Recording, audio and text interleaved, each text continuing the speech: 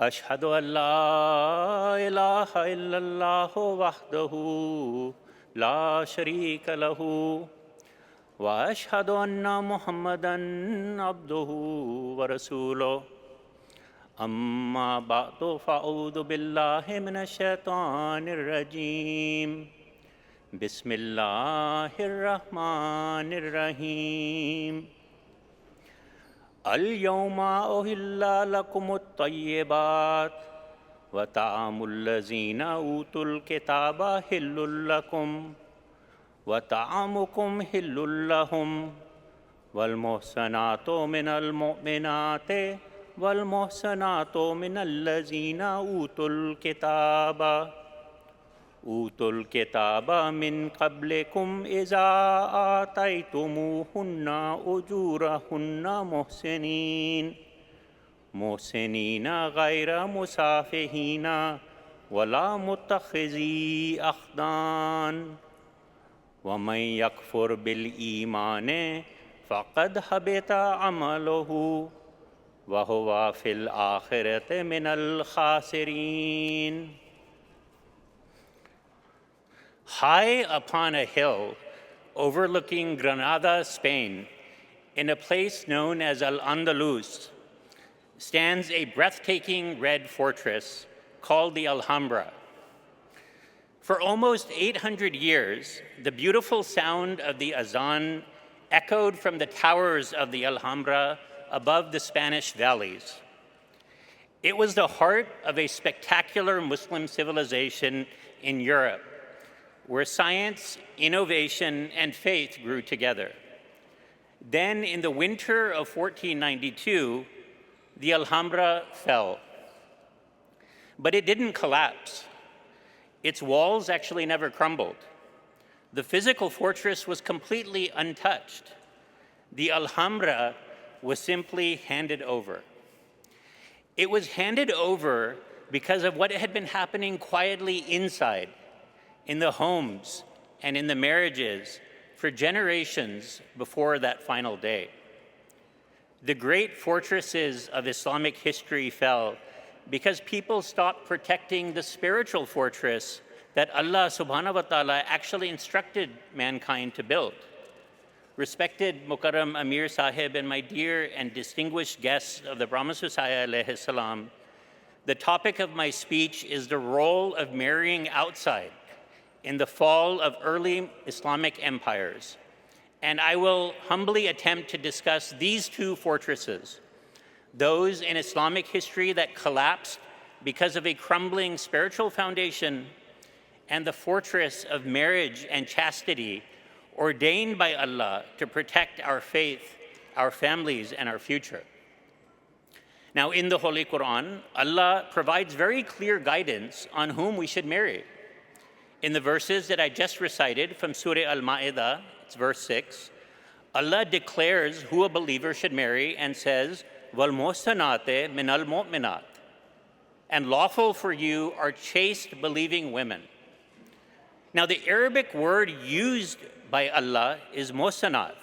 It derives from the root word hisan. Hisan means fortress. Now, the Arabic lexicon, as you know, is very deep. And Allah could have used many different words to describe chastity, but He chose muhsan to emphasize that true believers, they stand safe and protected from immorality within the fortress of Islamic marriage. The Holy Prophet Muhammad sallallahu alaihi wasallam beautifully expanded on this in a very well-known hadith. He said, when a servant of Allah marries, he has completed half of his religion. So let him fear Allah regarding the remaining half. You see, a fortress cannot protect you if it is missing half of its walls. The spiritual shelter is only fully built through marriage, where both are protected by completing one another. And the Promised Messiah Islam explained that in Islam, marriage is a shield, and it has three divine purposes: to raise righteous children, to safeguard both husband and wife from moral misconduct, and to develop a deep mutual love and spare one from loneliness. So the Holy Quran, the Hadith, the writings of the Promised Messiah Islam are absolutely clear on this. In Islam, Marriage to chaste believers is what creates our spiritual fortress. So then the question comes up, how does this play into the fall of early Muslim empires? Now, standard history textbooks will tell us that the main reasons were political turmoil, economic crash, military defeat. And yes, that's true. All of that definitely mattered. But history is layered, and there is a deeper, quieter story always beneath the surface. The renowned 14th century scholar Ibn Khaldun famously theorized in his masterpiece, The Muqaddimah, that the ultimate driving force behind the rise and fall of any civilization is shared identity, a social cohesion that he called asabiyya. Think of it as a society's spiritual glue. Ibn Khaldun argued that the very moment this glue loses its grip, what happens? The empire's collapse becomes inevitable. And my respected brothers and sisters, I humbly submit to you today that one of the reasons this cohesion eroded was when Muslim rulers began prioritizing worldly status over spiritual alignment in their marriages. The core identity of the empire didn't just change, it actually vanished. Look at Al-Andalus in southern Spain, in Alhambra that I just mentioned. Historians document that the Umayyad rulers of Cordoba, they married local non-Muslim women with such frequency that it completely transformed the imperial bloodline. And these are historians that have proven this. They're authorities on this subject. These future leaders in Umayyad Spain were raised by Christian mothers who naturally brought their own religious environment right into the heart of the royal palace. And over generations, what did that do? Home life became so blended that a distinct Islamic identity completely faded away. You see, long before the physical keys of the Alhambra were ever handed over, the spiritual heart of Islam in Spain had already been surrendered. Let's look at another Muslim example, the Mughal Empire of the 16th century in India. Now, at its peak, the Mughal Empire was massive, ruling over 150 million people in the Indian subcontinent. Historians of this dynasty document that their ultimate ruin wasn't a sudden invasion, it wasn't an economic collapse, it was a slow generational softening. The ruling class of the Mughal Empire traded their disciplined heritage for luxury and materialism. It all started with Emperor Akbar. Akbar began marrying royal women from other faiths, including Hinduism, and he did this to build political alliances. He allowed them to practice their own religious rituals inside of the palace. Eventually, Akbar took it a step further, and he created a synchronized new religion that he called Din-e-Ilahi. Imagine that. It was literally a blended religion designed to please the world rather than God. This brings to mind another hadith of the Holy Prophet ﷺ who said, when someone with whose religion and character you are satisfied with asks to marry your daughter, comply with his request. If you do not do so, there will be corruption and great evil on earth. Think about these words, corruption and great evil. This wasn't just advice for a single household. It was a prophecy of what can happen to a society. The Holy Prophet ﷺ was telling us that when there is an opportunity for two Muslims of good faith and character to get married, marry them. Marry them without hesitation. Why? Because the home is the root of the entire community. If you weaken the root, the faith doesn't just fade in one house. It dilutes, it spreads, and it fractures an entire generation. And we will return to the Mughal Empire momentarily to see what happened in the next generation. But let us bring this to the present day. Because what happened in Akbar's court and what happened in Spain, it's repeating itself right now in modern America. And the data shows a stark reality for interfaith marriage in the United States. When a Christian in America right now marries a non-Christian, only half of their children identify as being Christian. For Jews who marry non-Jews, that number drops to 20%. Only 1 in 5 of their children identify them as Jewish. And 1 in 6 American Muslims under the age of 40 right now in the United States is now married to a non-Muslim partner.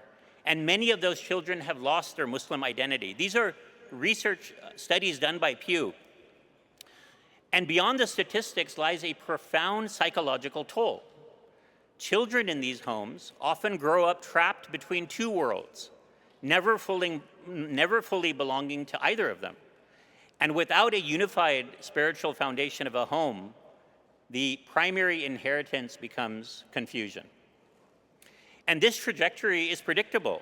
Decades ago, Hazrat Muslim Maud Raziyallahu anhu, in discussing Islamic history, wrote, "It has been observed many times that Muslims married Christian women, and those women, upon the death of the men, turned their children into Christians." So choosing a spouse isn't just a relationship choice. It is choosing the primary spiritual architect of your children's minds. Ultimately, that choice determines the fate of a generation. So the question comes up, what drives a society to abandon its spiritual boundaries? The answer is materialism. We see it across the West. We see it right here in this country. We see it in Muslim majority countries today. When the world becomes your God, worldly traits become your preference in a spouse. Over 1,400 years ago, the Holy Prophet ﷺ warned us of this exact mindset. He said, a woman is married for four things: her wealth, her family status, her beauty, and her religion.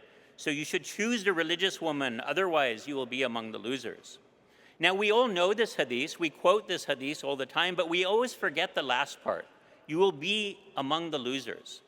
This hadith wasn't just a guidance about who we should marry, but who we should not. It was a prophetic warning. And when communities ignored it, it sealed the fate of empires. And this brings us back to the Mughals. Let us look at the second generation. Emperor Akbar made the choice to marry outside of the faith, creating a palace of deep ideological compromise. And that compromise bore its natural fruit in his son Jahangir. Jahangir was born to a non-Muslim mother and raised in a very mixed environment. And if you read his personal diary, his own memoirs, that dilution of his faith is actually startling. Jahangir was a Muslim, but inside the royal court, he openly celebrated Diwali and treated these holidays with the exact same religious importance as Eid. He ordered the images of other faiths to be painted directly inside of his palace. He openly drank. He ignored the fast. For him, sacred boundaries were entirely optional. So what Akbar did out of calculated political strategy, his son did out of casual habit. And that inner glue of the Mughal fortress was slowly eroding. And this is a tragedy that we always see happen in the second generation. The ultimate compromise of the parent becomes a starting line for the child. So how does this apply to us in the Jamaat? What are we observing right now in Jamaat USA? The data shows a disturbing trend that has been rising over the last several years. We are seeing more and more Ahmadis marrying non-Ahmadis, or marrying individuals who convert to the Jamaat simply to make the marriage permissible. Now, we must be completely clear here, and we shouldn't generalize, because sometimes we throw out the term convert marriages loosely. We have many brothers and sisters in our Jamaat who accepted the truth of Ahmadiyya entirely on their own conviction, without being in a relationship. They joined Ahmadiyya, and then they married within the faith, and their homes are built on a spiritual foundation. These are the best examples among us. In fact, this is how Islam has always grown. But also among us are some who enter the Jamaat through marriage. And some are regular, of course, in the Jamaat, and many of them are here listening today. And my purpose is not to judge anyone's past or question anyone's sincerity, but to explain the wisdom behind the Jamaat's general guidance for making marriage decisions, as every sincere convert would naturally understand and agree with. You see, there is a difference between a sincere journey of faith and a conversion done simply to secure a marriage. When a relationship comes first and faith becomes second, the sacred bath, the initiation form, is reduced to a mere administrative hurdle, a piece of paperwork signed just to get the nikah approved. And there is an immense spiritual weight that's placed on a partner when a born Ahmadi prioritizes a relationship first and leaves faith as an afterthought. And this is not a new challenge. More than a century ago, in 1914, Hazrat Muslim Maud radiyallahu anhu explicitly warned us about the long-term spiritual risks of converting just to marry. He said, and I quote, "In certain cases, such a person even pledges ba'ath, but nikahs of this kind never result in true happiness, for the intention behind them is not good. God does not need a person who enters the Jamaat only for the sake of marriage, nor does such a person stay steadfast with this pledge of ba'ath or change his way of life to adopt better morals. Their result has always been undesirable. There have been some exceptions as well, but they are very few indeed." This is from Blessings of Khilafat, page 96. Hazrat Muslim Maud radiyallahu ta'ala anhu reminds us that when the foundation of a marriage is built on convenience rather than conviction, the spiritual health of the entire home is put at risk. And yes, Hazrat Muslim Maud radiyallahu ta'ala anhu says that there are exceptions. And we know that there are Ahmadis who converted for marriage who are now actively practicing their faith. And there is no denying this. But these exceptions that we see are due to Allah's grace, His mercy. It does not change the guidance. And what is that guidance? That guidance is very clear in the Holy Quran. You see, Allah knows our vulnerabilities. In Surah Al-Baqarah, He sets a very clear boundary. What does He say?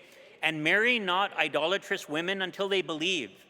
Even a believing bondwoman is better than an idolatress, although she may highly please you. And give not believing women in marriage to idolaters until they believe. Even a believing slave is better than an idolater, although he may highly please you." This is chapter 2, verse 222. So look at how Allah deeply reveals our human nature when He says, "Even though she may please you," or "even though he may please you." Islam gets ahead of our own excuses. Allah knows that a mushrik, a non-believer, whether it's a man or a woman, can be charming, can be smart, can be attractive. But Allah also knows that without a shared foundation of faith, that relationship will lead an entire household to spiritual ruin. And so if you are sitting here today, secretly navigating a relationship outside of the faith with someone who does not believe in Tawheed, if you found someone who pleases your eyes and has captivated your heart, you are walking directly into the trap Allah is warning us about. Allah is not trying to deny our emotions, He is protecting our soul. And later in Surah Al-Ma'idah, in the very verse I recited in the beginning, Allah defines the absolute boundaries of this defense system. He says, "Ghaira musafihina wala muttaqizi aqdanin," not committing fornication nor taking secret paramours. In plain language, that means no dating. Full stop. It is a line in the sand that we cannot cross. You see, we worry about the question of marrying outside the faith. We get caught up in technicalities. Well, she's from Ahl Kitab, or he isn't a Muslim, but he doesn't technically commit shirk. But we're missing the point. We don't ask the real question. How did it even get to the state of marriage? It happened through relationships that were never permitted in the first place. We are looking at the outer wall when the inner gates have already been smashed open. Think about what happens when you plant a seed in the wrong kind of soil. It might still grow, but the fruit won't taste the same. The environment changes everything. In our lives, our children are the seeds, our home is the soil. A spiritually divided home produces a completely different harvest than one built on a shared love for Allah. And by the third generation, the fruit tells you everything you need to know about the soil. And that brings us to the third generation of the Mughal Empire, Emperor Shah Jahan. He was a son of Jahangir, the grandson of Akbar. Shah Jahan built the Taj Mahal, a breathtaking masterpiece of pure marble and stone. But while he was busy building this fortress, the spiritual foundation of his own home had completely eroded. That ideological confusion fractured his own children, splitting the family right down the middle. One son, Aurangzeb, grew to become a deeply orthodox Muslim who fiercely reclaimed his Islamic identity. But his other son, the very one that Shah Jahan had chosen to inherit the throne, strayed into Hindu practices and abandoned his core faith. And this division triggered a civil war between the brothers, a war that ruined the Mughal dynasty. Now, by now, some of you might be wondering if marrying from the people of the book, Ahl-e-Kitab, contributed to the fall of some of these empires. Why did Allah make it permissible in the first place? The answer is actually quite simple. That permission came with strict conditions. It was meant exclusively for marrying Mohsanav, who we've already defined as chaste, God-fearing believers who shared monotheistic values. And as we noted earlier, the Quran forbids marrying those who associate partners with God. Moreover, that permission was revealed at a time when the surrounding society was predominantly Muslim, meaning the Islamic identity of the home was naturally being protected. But let us be completely honest about the world we live in today. The vast majority of people around us, even those who identify as Christian or Jew, are either secular or they're agnostic. And for practicing Christians, the core belief is Trinity. The very first pillar of Islam, the absolute foundation of that fortress that we have is Tawheed. If that pillar crumbles under the weight of a theological contradiction at home, the entire structural integrity of the fortress is gone. And this is exactly why our beloved Hazur Ayatollah bin Nasr al-Aziz in his Friday sermon in 2004 reminded us that because today's religious landscape has shifted so heavily towards secularism and towards the Trinity, we must avoid these marriages. He said, to protect our future, Ahmadi men and Ahmadi women must marry within the faith.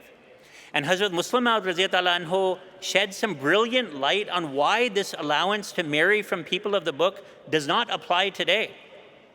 He explained that any permission in Islam is always deeply tied to our natural inclinations and the surrounding environment. In the early days of Islam, there was absolutely no social or cultural attraction pulling Arab Muslims to marry outside of the faith. Doing so was a rare exception born out of absolute necessity, like taking a bitter medicine. But look at the society we live in today. We face a different reality, where intense cultural and social integration creates a very powerful natural attraction to marry outside our specific community. These are the words of Hazrat Muslim Maud. Because this social gravity and pressure are so overwhelming, the original context of permission simply no longer fits today. Restricting it today isn't about being rigid or narrow-minded. It is a matter of pure protective wisdom to safeguard the spiritual future of our next generations.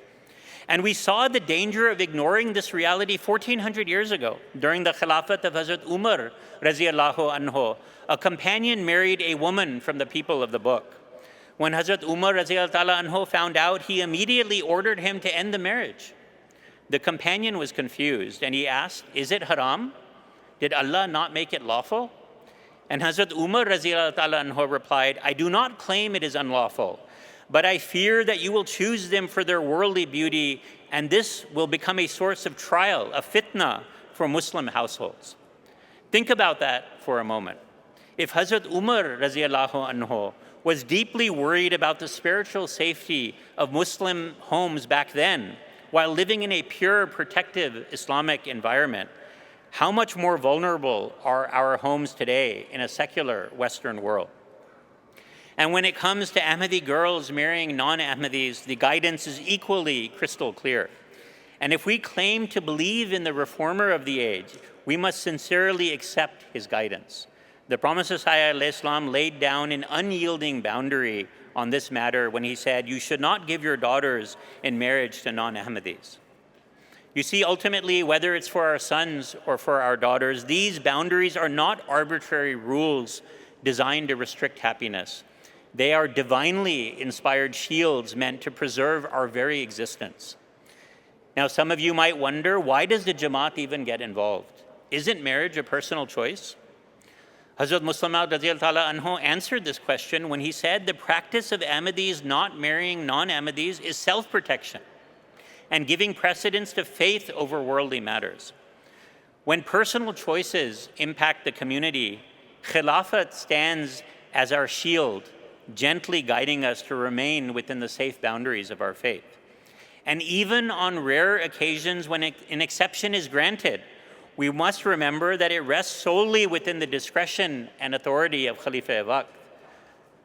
Hazur Ayatollah bin Nasr al-Aziz himself clarified this principle. He said, and I quote, "In my view, the issue of marriage of Muslim men and women with non-Muslims is one of such administrative matters regarding which the Khalifa-e-Waqt decides in each case according to the circumstances whenever I am contacted for permission."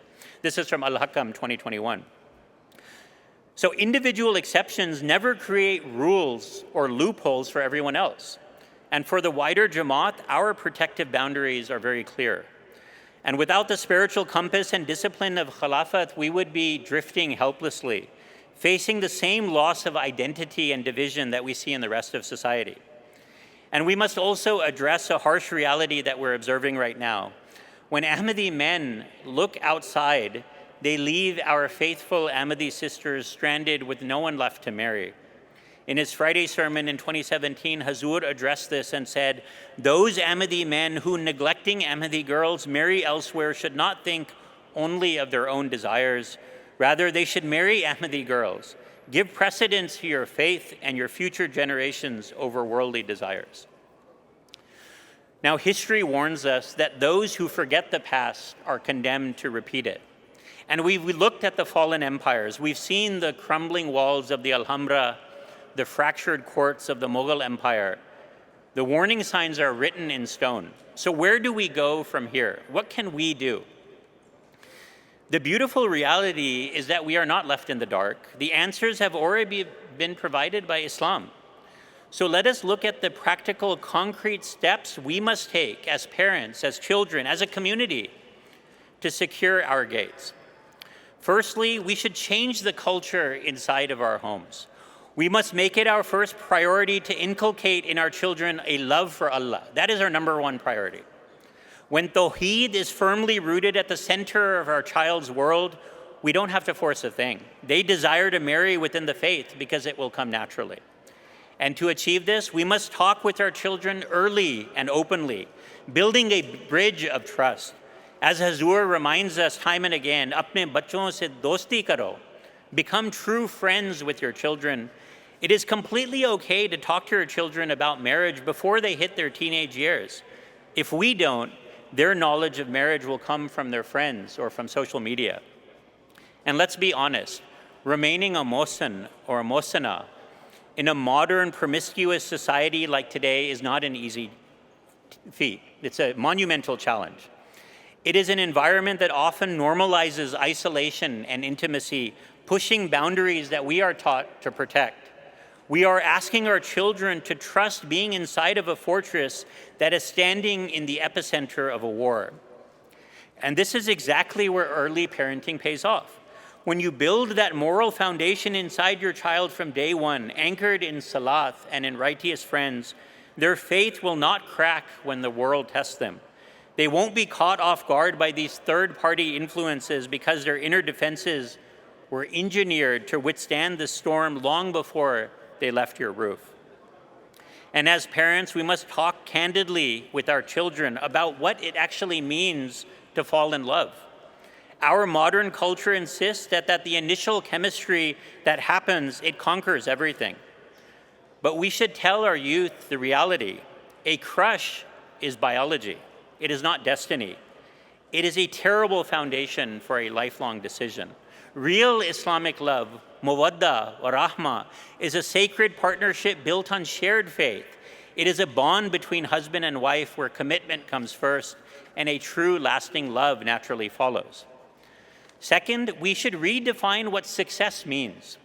In the Holy Quran, Allah gives us a blueprint for success in Surah Al-Mu'minun, Qad aflaha al-Mu'minun, and then Allah lists what are those different criteria for being successful. Those who offer salat, those who are humble in their prayers, those who pay zakat. And then Allah says, Hum le furujihim hafizun. Successful are those who guard their chastity. But is this how we define success in our own homes? We map out our children's future from preschool, stressing over grades and college admissions, as if academics and career is the ultimate proof of good parenting. Yet we treat their marriage, the most critical spiritual decision of their lives, like an afterthought. Our priorities are upside down. On the day of judgment, Allah will not ask to see a medical degree or a bank account. He will look at the faith that we pass down to our children.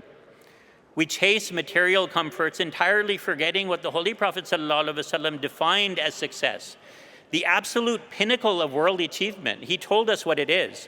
He said in Sahih Muslim, the whole world is but provisions, and there is no better provision in this world than a righteous woman.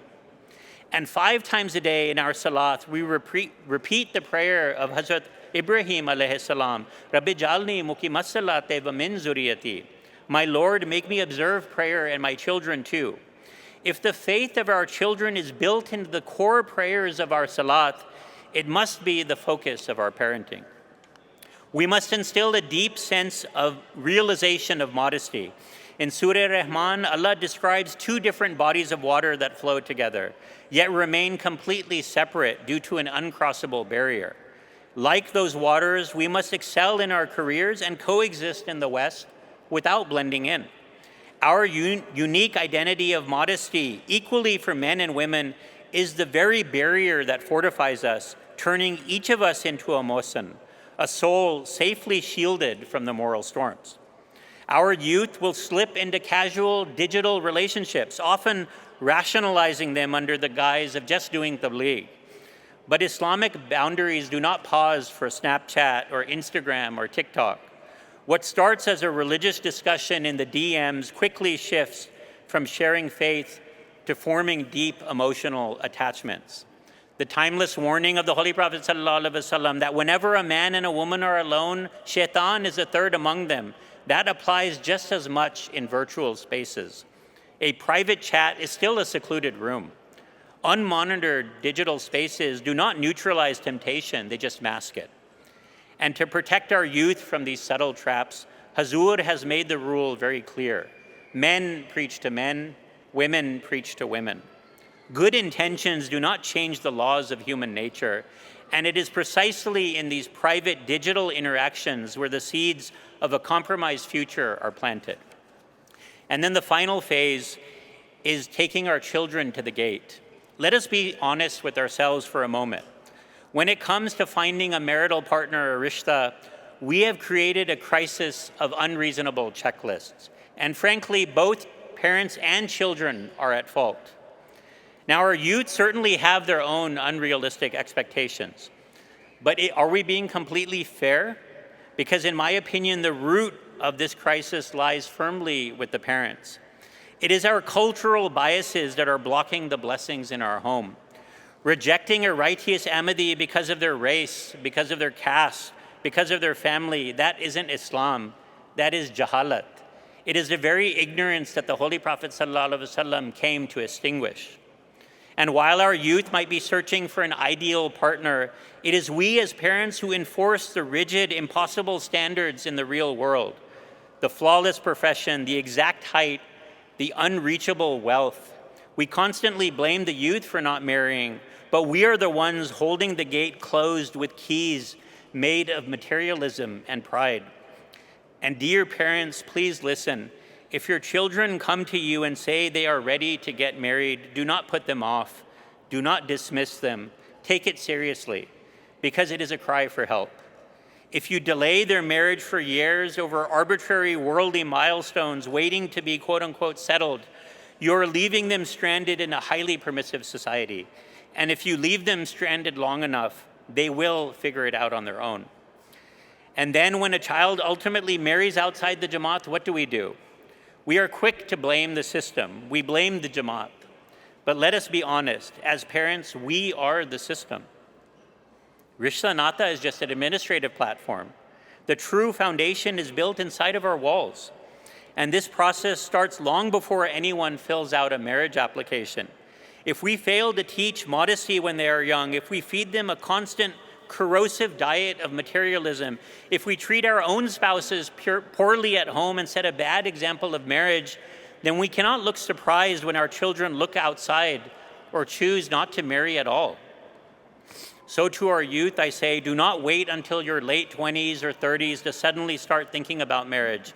The search for a partner doesn't begin with filling out an application. It begins early. It begins now. It begins on the prayer rug. Pray for your future companion and your lineage today, even if you are not ready to get married. Look at the example of Hazrat Mir Nasir Nawab, Raziyallahu Ta'ala anhu, the father of Hazrat Amma Jan, Raziyallahu Anha, who was the blessed wife of the Promised Messiah, Islam. Long before she was even born, he wept in prayer, begging Allah to marry his future daughters to the most righteous servants of his faith. That foresight, that deep vision, sowed the seeds for a marriage that literally anchored the future of our Jamaat. And this is a standard we must follow.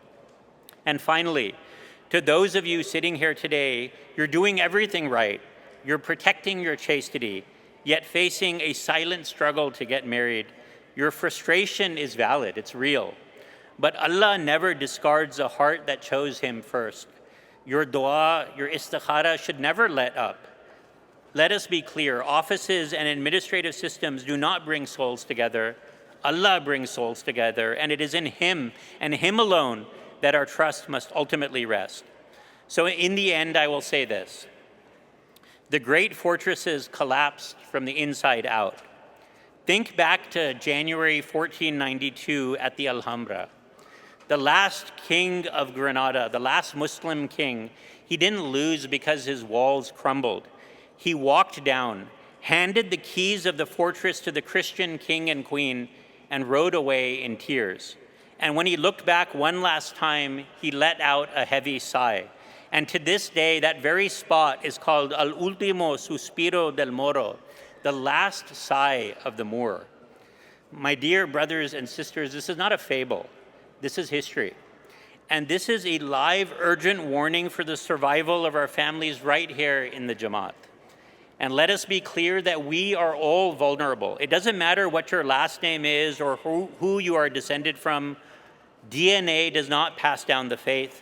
Look at Prophet Noah alayhi salam, a grand prophet of God, yet his own son was swallowed by the waves because he chose worldly security over divine guidance. If a prophet's son can drift away, who are we to think that our households are safe?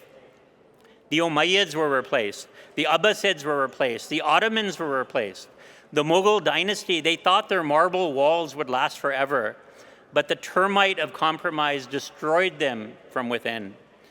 Make no mistake, the global fortress of Jamaat Ahmadiyya will never fail, inshallah. God's promise to this community is true, but that promise is collective. It doesn't automatically protect your home or my home. And the Holy Quran warns us, if you turn away, He will replace you with another people.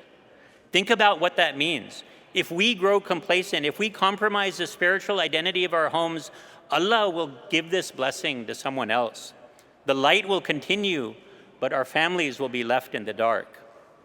500 years ago, the lights of the Alhambra went out because the fortress had dissolved from within. And in 2010, our beloved Hazur visited that very same soil. From Basharat Mosque near Cordoba, the ancient heart of that lost Muslim civilization in Spain, he said in his Friday sermon, "Today it is the task of the Ahmadis to reestablish the glory of Islam by becoming a practical example of its teachings." A practical example of its teachings. And that task falls on all of us. But we must remember as Ahmadis, we are blessed that we do not have to fight this battle alone. We have a fortress to take shelter in. In Fatah Islam, the Promised Messiah Islam declared, "Is zamana ka hisne hasin main hu, jo mujh mein dakhil hota hai, wo choro aur kazako darindo se apni jaan bachayega." The Promised Messiah Islam says, I am the hisne hasin. I am the impenetrable fortress for this age. Whoever enters my fold will be protected from thieves, robbers, and the beasts of the wilderness. So I leave you with a simple question. Will we be the generation that pulls our families inside of this Hisne Yasin, or will we be the generation that stands outside the fortress and quietly hands over the keys?